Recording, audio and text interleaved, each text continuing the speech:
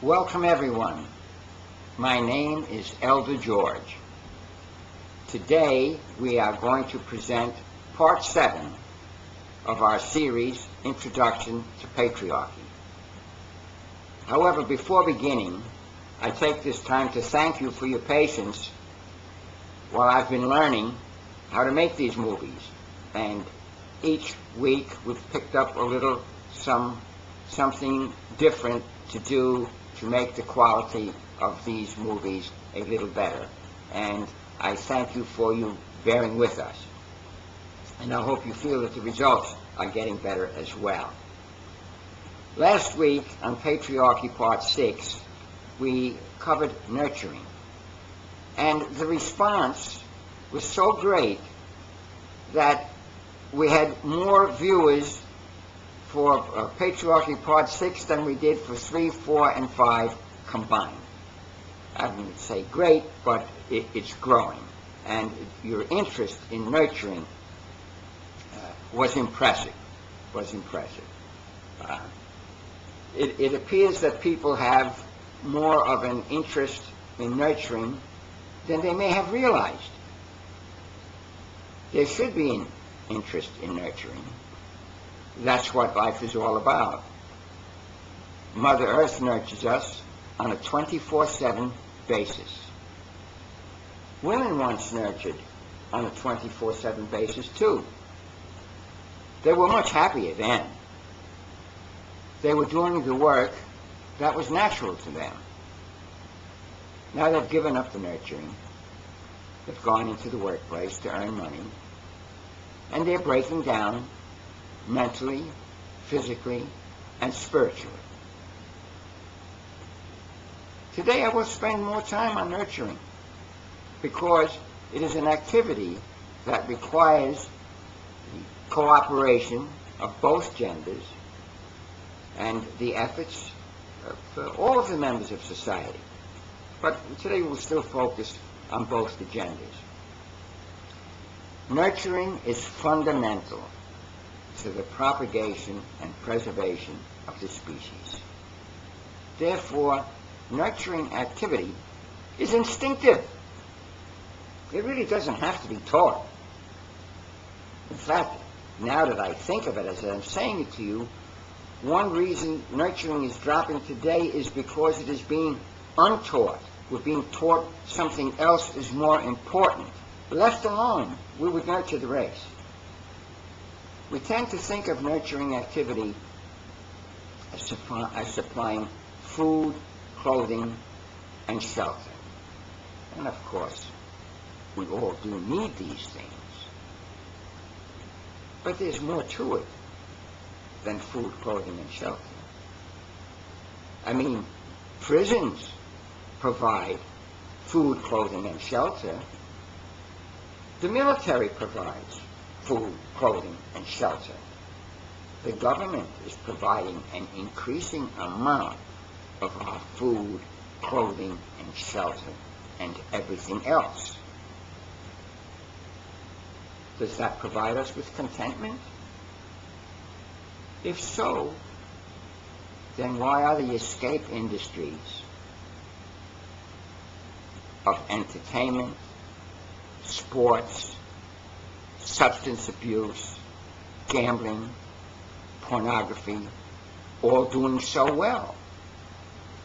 Apparently we're not content. We're trying to escape from the unnatural life that we're living. A life that contains less and less nurturing. We all seek to be loved. And the woman uses material things to express her love for us. And we call that nurturing. Without that expression, we become lonely. And she becomes unfulfilled and frustrated. That's why there's so many women suffering from depression today. The unseen love manifested through material things is what draws men and children to a woman. Love is unseen. Or we can say that it requires a material substance to manifest itself. However, men sense the love of a woman, and they enjoy being in her presence even if she's not doing anything, especially if she's not talking. That is what men miss when they are away from women from an extended period. They miss her nurturing love, her nurturing presence. It's the fuel that keeps men going. That also happens to be what children miss when they come home from school and there's no mother in the house. That's what children miss in nursery schools and after-school programs. I don't care how well cared for they are there, they're not getting mother's personal, individual love. However, a woman cannot express her unconditional love if she's not safe and secure. Mother's milk flows freely when she is in a safe and secure environment. If she's unsafe, feeling insecure, her milk doesn't flow freely and her nurturing ability is diminished. The man provides the safe and secure environment. He sees that she has access to food, clothing, and shelter that she can administer in accordance with the needs of others. The man provides safety from danger. The man provides the ethics from which moral behavior evolves and that protects her well-being, that makes for a society that shows her respect.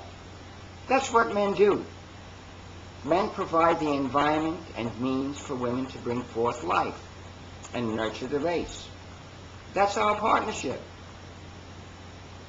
The world that we see functions according to the world that we don't see. When we work in harmony with those unseen forces, the race is nurtured and grows spiritually.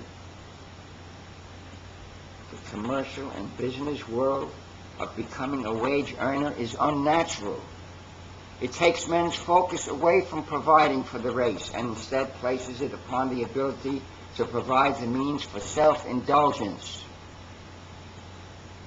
It takes women out of the secure environment of the home and thrusts them into an unnatural and unprotected and non-nurturing occupation. You have noticed that the richer we become materially, the poorer we have become mentally, physically, and spiritually. Don't you think that it's time to return to the fundamentals of living? Don't you think that it's time to learn how to be in tune with nature and with our divine purpose and to grow spiritually? We can only do this by collectively focusing on the propagation and preservation of the species, of which nurturing is an integral part. The structure that makes all this possible is called patriarchy. There is no other structure in this world that promotes for the propagation and preservation of the species and its spiritual growth other than patriarchy. Patriarchy. To learn more about patriarchy, you can log in to our website, mensaction.net, MENSACTION.net. I thank you for joining us this week. I hope you'll get back to us again soon. Until then, I send you my love. Be well.